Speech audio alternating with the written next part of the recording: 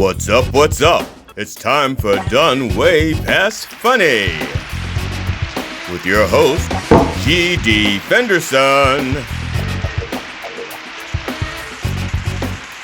Join us as we discuss the art, science, and business of comedy with comedians and comedian adjacent. With this episode's guest, Dan Hitman Rathmann. It's time to get down and get dope with Done Way Past Funny.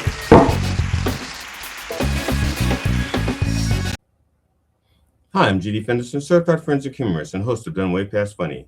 Thank you for joining us as we continue our interview with Dan Hitman Rathmann. Enjoy. My biggest thing is I've been lucky. Like I said, I've been kind of blessed or lucky enough that I've come in and worked with like several different comedians across the country with different styles. And a lot of them, they either found me through social networking or they found me through another comic or whatever, or they saw something that they liked and they were like, "Hey, how you doing?" I think so. I looked the part.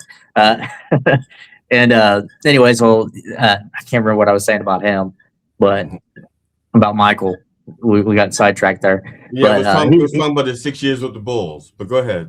Six rings way with better the than Bulls. LeBron. Anyway, way better. Yes, way better. So we agree.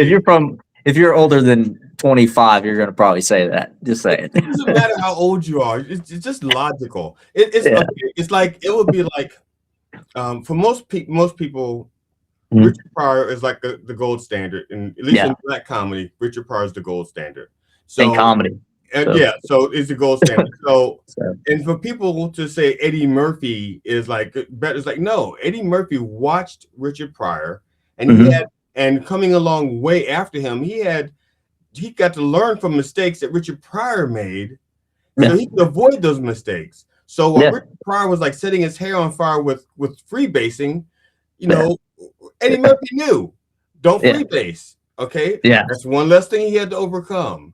And then Dave Chappelle comes along after Eddie Murphy. You know, it's like Eddie Murphy got caught in the car with a trans person or something? I think so. I think it was, yeah. So Chappelle knows, don't get caught with a trans hooker. Don't do it. Yeah. And so his career can be a little bit more smoother. Yeah. But if it weren't for Richard Pryor, those other guys, they may have come along, but they would have had more lumps, and it would have taken them a lot longer. Oh, yeah. Well, he walked so they could run. You know what I mean? Yeah. So that's what he did, and that's how it all works. I don't take anything from any of that. Like I said, they all have their own things, but like you just said, you know, a lot of that stuff is going to stem from Richard Pryor. It's just like some of the other guys, you know, some of the comics I've worked with. A lot of them guys, a lot of their influence is going to stem from like George Carlin or somebody like that. You know, it's all going to be based off of who you looked up to as a comic or their style or whatever. And that's where you're going to stem your style from. So like whenever I go to do a comedy show, because I had somebody ask me, do you do kids shows? I'm like, have you watched my stuff? Like, do you know, like, I don't do kid shows. I mean, it's not that I couldn't do, like, if I was on a sitcom or something like that, I could do, like, funny, like, home improvement funny stuff. Their words, but in a sitcom, they're telling you, matter of fact, even if you get the words right, they'll say, you can't put your hand there. Why? It's just too close to your crotch. So put your hand behind your back. Not exactly. Okay, got you. But when you're doing comedy, even if you know the right words to say, you can still make it unclean. You got to make it. Well, that's what I'm saying. Is it's got to feel natural to you. So you're not going to see me at a kid's birthday party doing jokes. You know, like it's just if you were there, you'd be doing kids. Don't get that out like that. I'm not on any list. Well, nobody's on the list until they get on the list. That's so right. But no, and I could be funny. Like I got my own kids and stuff, I could be funny with them and, like more family friendly with that, like in the scenario. But for me to do, I just can't see myself doing like the old school, like Bill Cosby jokes. You know what I mean? Like, and don't get me wrong, Bill Cosby made a way for a lot of people too. Yes. He made a way for Richard Pryor. Richard Pryor started up trying to be like Bill Cosby. Yeah, and then it didn't work for him to be clean. So Richard did his own thing, and that's how it works. And but Bill made obviously he made a life off of that. I mean, all Yeah. the other stuff that added later on in life that came out, that's wild. But the craziest thing is that there's a market for all of it. There's a market for someone who's not so clean. There's a market for somebody to be squeaky clean. Like we briefly spoke about the whole Nate thing, Nate Bargatze. He's hilarious. He's funny. He's a clean comic.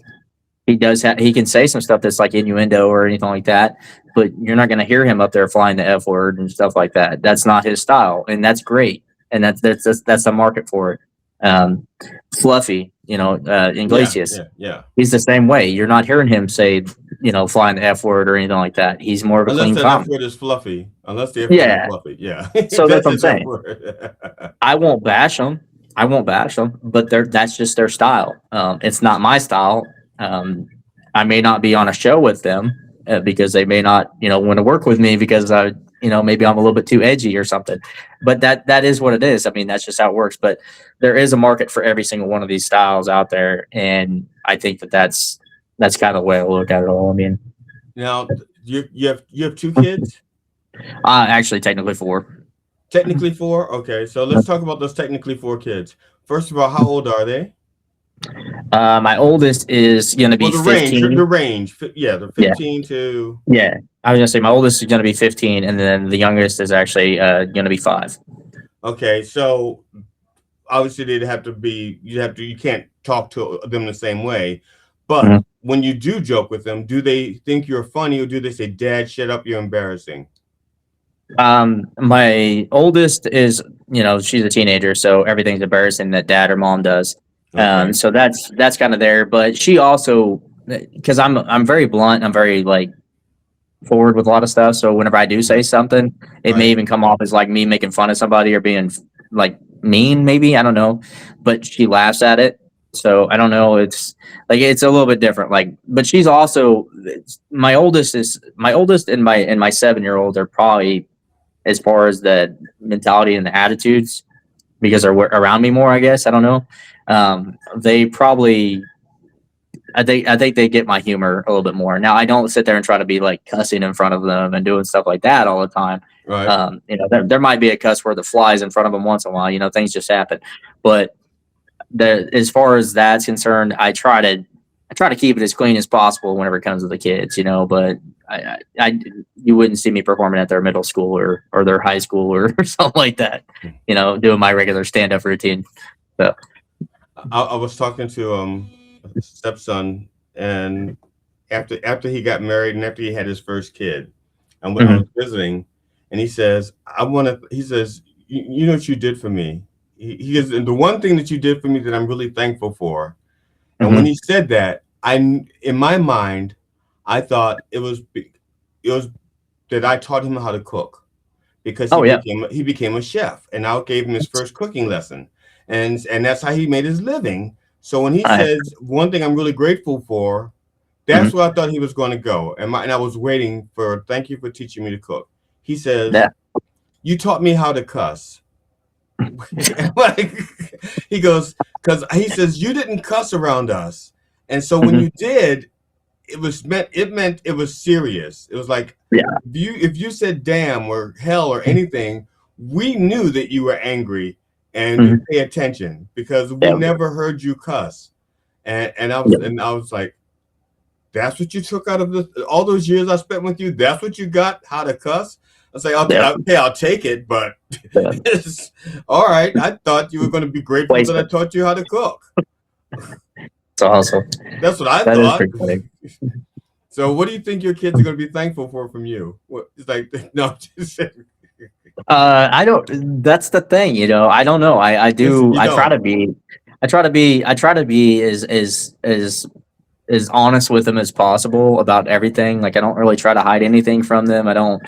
As far as because again, like I said, I've been being a police officer and seeing the way life works. Oh, I guess yeah. I could be a little bit more protective because I know that there's bad people out there, right? Oh, yeah. Yeah. You've seen the darkness. So I do try to like especially like my oldest, she wants to run around and hang out with friends and stuff like that. And I was that age before, so I get it.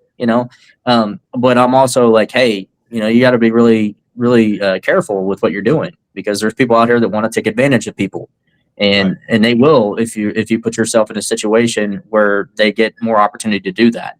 So you got to be careful. So I think the thing I want to teach them is kind of having that awareness like I do, the situational awareness, and being aware of their surroundings, because I think that's going to be a very, very big thing in the future for like saving them from putting themselves in situations where they can be taken advantage of.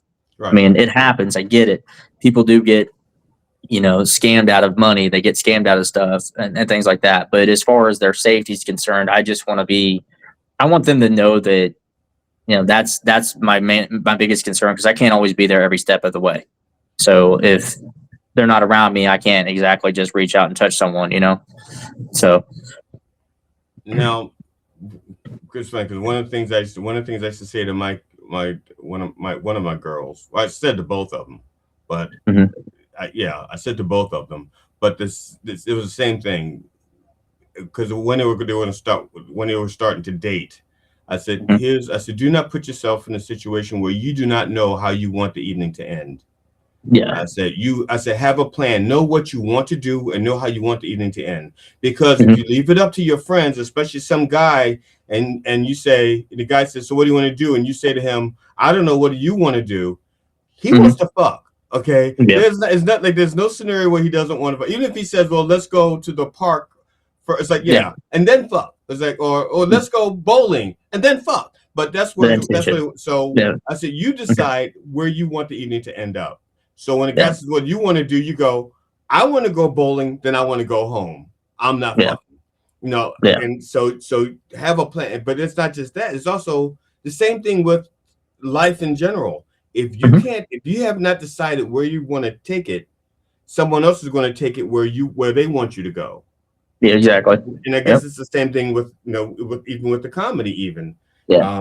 You know where you want to go and what you want to do. So if someone says kiddie party, you're like, I'm not doing a child party. I know the money's good. How much? How good? Okay, I can do it for that. I mean, I'm not making balloon animals or nothing. You know what I mean? I don't know what you want me to do here, but I'll do what I can. But and that's the thing. And maybe the older I get, maybe I might be able to kind of clean up some more as far as how I do stuff. I mean, I'm still writing all the time. I still write down notes on subject matter and stuff like that almost every single day. Like, and a lot of people don't understand that is that I have I consider it almost like an ADHD thing going on. Like in the middle of the night, I barely sleep. I'll wake up in the middle of the night and just think of a thought, and I'll have to write it down because I don't want to forget it the next day. You know what I mean? So, and that's what I put it in my material later. And I was like, all right, I'm going to test that out and see how that works, because it was funny as hell when I woke up, because I'm laughing at myself in my sleep, and I wake up and I do it and then I use it. Sometimes it'll hit, sometimes it won't. But I call it it's something to do with it's like sleep ADHD. It's almost like sleep apnea, Right. It wakes me up in the middle of the night.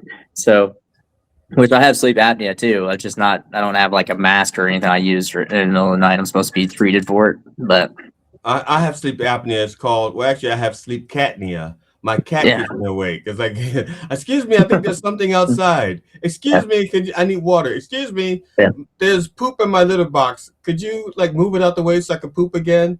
So my cat, I have catnea. Cat apnea. So and that's the thing, it's I think that, like you were talking about, with kids stuff and everything there, it's more along the lines of, I think it's still finding that voice. I found my voice of what I know I want to do with comedy, and I guess my talk about going back to what I want to leave my kids with and what I want them to learn from, not just the situational awareness, but you were talking about putting in at work and stuff like that. My whole life philosophy is called effort meets fate, and I have it on my wristbands that I do. I sell at shows. I have it on everything I do. You have a wristband on now, so you can show people. I actually didn't put it on. I can actually, I didn't put it on this morning. I do have them on my Facebook. Fake news. No, I'm just teasing. No. It does. It says Dan Rathmann comedy, and then it says effort meets fate. I literally just got out of the shower and go later on. You can hold it up, and I'll insert the picture later. They'll never know that you weren't wearing it. Yeah, so Yeah. it's fine. I mean, I've had it in. There's pictures on my Facebook, I think, with it on there. Okay. So, um, but yeah, I mean, I do that every day. I actually wear those wristbands when I leave the house. Like, and I have one that's actually a Selena wristband that I got in Corpus Christi that I wear too. Um, but it's all about like as dirty as my comedy can be. Sometimes I have a lot of like inspirational stuff that I want to just like leave behind, and I want people to see that I'm not just out here just being an edgy, dirty comic. I'm trying to make a way for others, and I want not just myself or my kids to see that, but I want other people to see that if you put enough effort in it, you'll meet the fate you want. All right. So, Well, and some people, and because like I said, I'm not a clean comic, but I've had enough kids around me that I know how to watch my mouth around kids. yeah, But that's not the same as being funny to kids. exactly. So you can watch your mouth, and you can have all the right words, all the clean words, but you don't know if you don't know what's funny to a kid, you're not going to be So and Which that I know that's what's just, funny to them, but I just don't. It just well, doesn't I have fit no naturally. idea. I haven't been Yeah, around a kid in so long for legal reasons that I have no idea what's funny to a kid anymore. I have none. I don't know. my son is with me quite a bit. My 7-year-old is so like and he's not he doesn't really he's got a speech delay or whatever, so he's kind of nonverbal. Um, so for me, there's a lot of physical comedy with him, you know. Okay. So and that's something too is that kids like physical comedy, like they like the slapstick style stuff. The younger they are, obviously, when they see somebody fall down, it's just kind of funny to them. I think that's just natural for a lot of human beings, but stuff like that, I could probably pull it off. But like I said, it's not something that I would naturally just like have a whole set to go do a children's show for on a regular. Now, some of these other guys could probably pull it off. If I was in a movie or if I was on a TV show, yeah, all day because it's scripted and it's going to be there. But I don't think it would be something that I could do all the time. It'd be like, oh, this, I think I'm funny for all of these kids. Um, although I seem like the Kool-Aid dad half the time when I go to the school, kids try to go home with me and stuff. It's like weird, but Now I you're his dad, like. now I have another clip from the brouhaha. Mhm. And actually now because I realized now why I wanted to play this clip, the one I'm about to play, I wanted to play first and then the other one second, and Yeah. I couldn't remember why. And I even put them in that order, and I thought to myself, but that's not the order they are but now I know why, and I'll talk about that later. So I'm going to play the second clip, which should have been the first clip, but and some people paying attention will realize that there's a callback in the first clip, which Oh yeah. doesn't make sense until you watch the second clip. That's why, Oh no. Okay, so here we go. The second clip, also from Brouhaha. Okay. I did some shows in Florida and stuff, and had a buddy of mine, and he picked me up down in Florida. And first off, traveling is weird as a comedian because you get to see things, but you get to see things, And the first time I was on a plane, and the first time I ever flew with a woman pilot was weird. No offense, ladies, but she landed that thing like a 16-year-old girl driving a Nissan Altima. Telling you, she found a curb somewhere on that damn runway. She was like, terrible. And all I heard was say, oops. Meanwhile, I'm just puckering, like, this is how I die. Didn't even write my will out or nothing. So, good vibrations. It was a Wahlberg joke. Anyway, so gotcha. I told you I'd bring it back up. Anyway, anyways, it's down in Pensacola area, and anyways, my buddy, he picked me up. He booked me to do 2 shows in Crestview, and anyways, so he was a black guy, and he picked me up, and he picked me up in his van, and it was like a white minivan, but it looked like a van like you were gonna get kidnapped, like off of like I felt like the girl off of freaking what was that Liam Neeson movie, Taken? It's like, oh, here we go. Well, he's driving me around and stuff. He's just making all these like white jokes. And I'm like, 2 can play that game. So I just look at him like, who's driving who?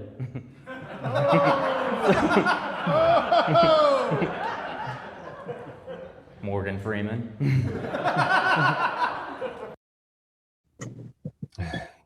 Now, because the other one you said to that lady in the first clip that we played, you'd make a terrible pilot, and that's why that one should have been second, because you did the pilot thing there, and I forgot why I had him in that order. No. Yeah. Well, and also it was kind of funny because we were just talking about the stereotype stuff or whatever, Right. and Daniel Tosh, and that was kind of a nod to Daniel Tosh on my joke with my buddy, which that was actually realistic. That actually was something that happened. He was making the white jokes towards me when he picked me up and stuff, and it was our first time meeting, so it was fun. He's a great dude too, and we're still buddies and we still talk, but it was just all right. We can play around, this is how we make friendships, so. I know when I started doing comedy in Florida, and at one point, people were starting to recognize I was doing comedy. So I walked into this building, and there was this old white guy in a wheelchair, and he goes, "You're a comedian?" I said, "Yeah." He goes, "I got a joke for you," and I'm like, "Okay." I see, that's like people like. I said, "Okay," and he says, "There's this Negro fella," and I'm like, "Oh shit, this better be a good joke." You got some 70-year-old white guy, Southern white guy in a wheelchair, starting off a joke with, "There's this Negro fella." I'm like, this better be the best fucking joke, because otherwise I'm gonna have to stop from choking this little old white man. At least he started off with Negro. He didn't go the other way. Okay, so the thing is, it wasn't a joke. It wasn't a story. He just wanted me to know that he knew another Negro. That's all. It was just a story that went on for like 7 minutes. But he wouldn't let the Negro in the car. He was outside the guy was outside the car. It was raining, talking to him, and the guy he was getting wet, and he goes, "I'm not letting you in my car," and that was supposed to be the joke, I guess. I don't know. It was like, wow. But just his blatant racism was his joke. Just say, "There's this Negro fella, Negro." And the funny thing is, I had not heard that word but at that point I was like 56 years old. Oh, wow.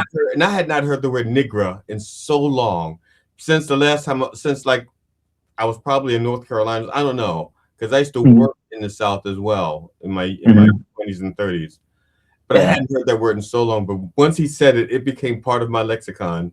I've only heard it a few times. That. I've only heard it said like that a few times. Yeah. So whenever I get a chance to use Negro, I use it in my comedy, because it's just, to me, it just has such depth, and it has so much meaning to it, even though it's just, well. That's funny. Now,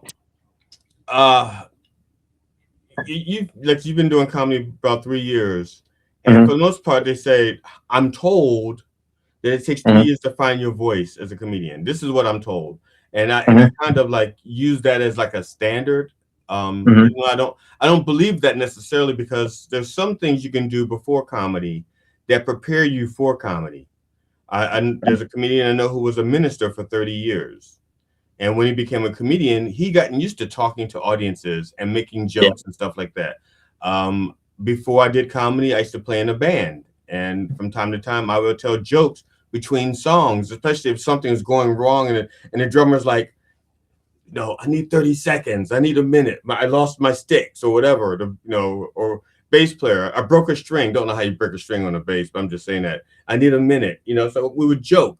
So those things kind of prepare you for comedy. So even though you haven't been doing comedy for like a very long time, you can still bring stuff with you. But one of the things that, in your case, whether or not you have your voice, that's still be determined, and that needs to be determined by you. But what you have done was, you've done so much in the 3 years that a lot of comedians are going like, wait a minute, how are you getting these gigs? And like you said earlier, you said it's effort meets blowjob. No, I'm sorry. What was it? How was it you're doing it? Effort meets. It means casting couch. No,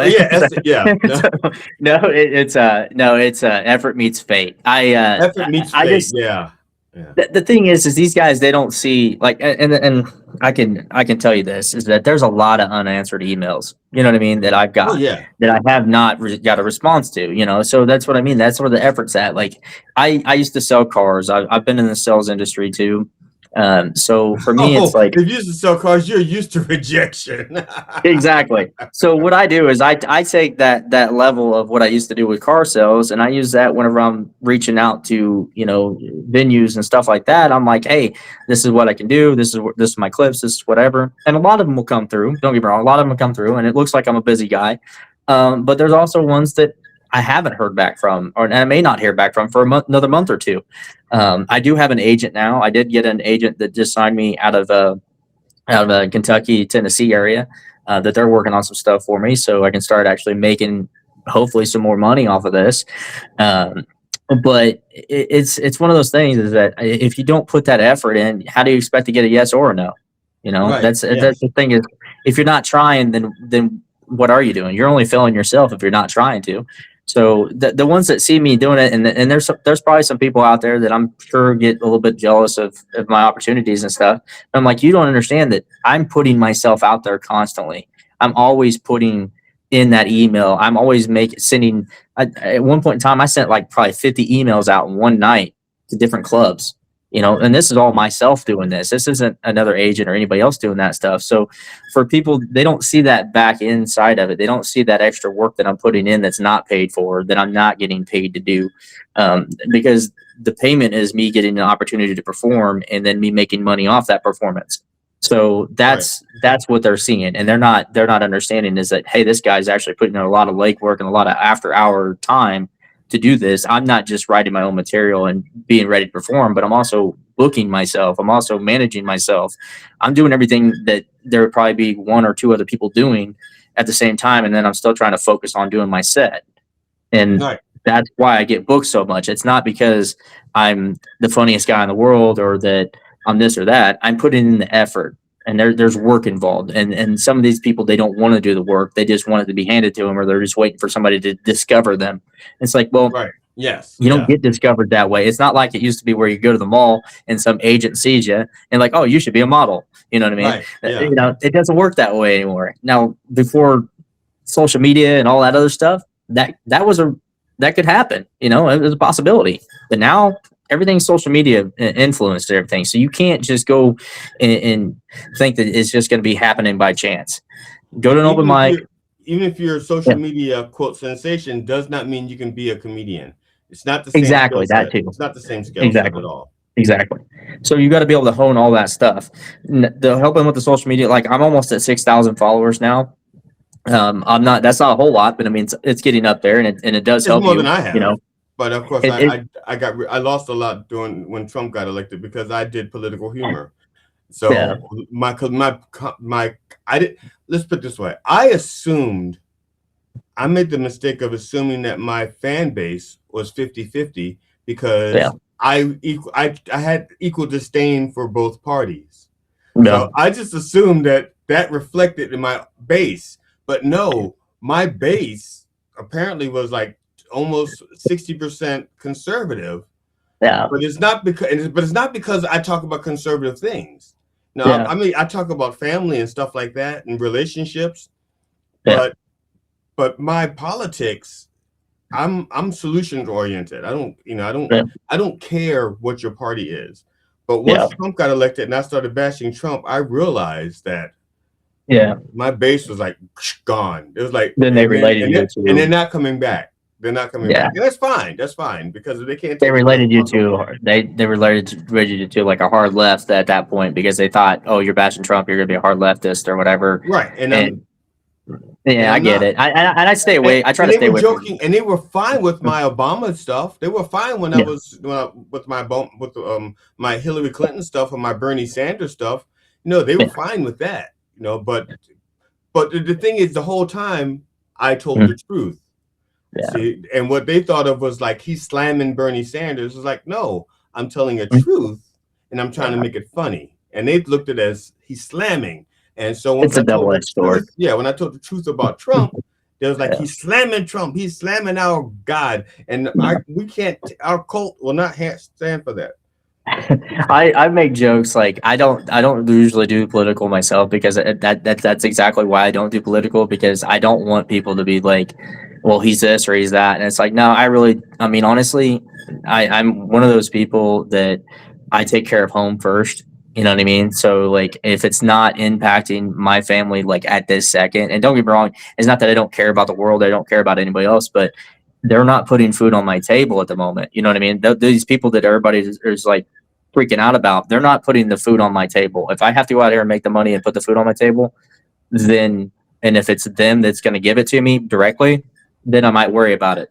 But at this point in time, like, I try to stay away from left, right, all that stuff. Like, I'll crack a joke once in a while, about like current events or whatever. Yeah, But yeah. that's just because it's a funny, it's a funny observation, because that's what we do as comics. We make a funny observation. For the most part, I would say that probably some people probably think I lean more conservative, probably just by the way I look and the way I talk and the way I walk, whatever.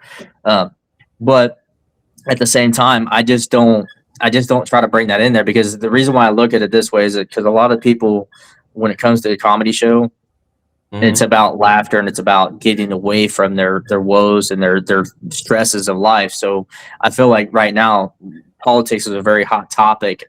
So like, if that's a stressor for a lot of people, it's going to be a stressor for the majority of the audience. So I just don't even try to.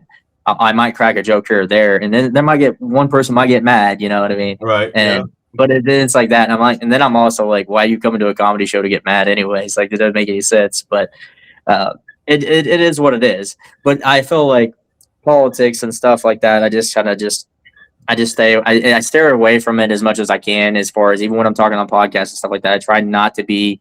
I try not to even be like leaning one way or the other with it, because I'm just like, everybody's going to have their own opinion, everybody's going to have their own view, and at the end of the day, if someone is really far right or really, really far left, or I did that opposite there, but you know what I'm saying. Yeah. One way or the other, it doesn't make sense. If they're too far one way or the other, they're not going to care what your opinion is anyways. They're really not. It's not going to be a conversation. It's never going to be that. And I'm just, from observing from the outside looking in, every time I've seen a conversation between anybody that's too far one way or the other, it doesn't matter what you or I say to them. It won't matter a difference, because it's all only going to be, I'm right, you're wrong. You're either a left wing nut or you're a right wing nut if you don't agree with their way. And that's simple. So. Hi, I'm GD Fenderson, Certified Forensic Humorist and host of Them Way Past Funny. Thank you for watching our continued interview with Dan Hitman Rathmann. And please come back to watch more of our interview with Dan Rathmann. And when you come back to join us, bring a friend.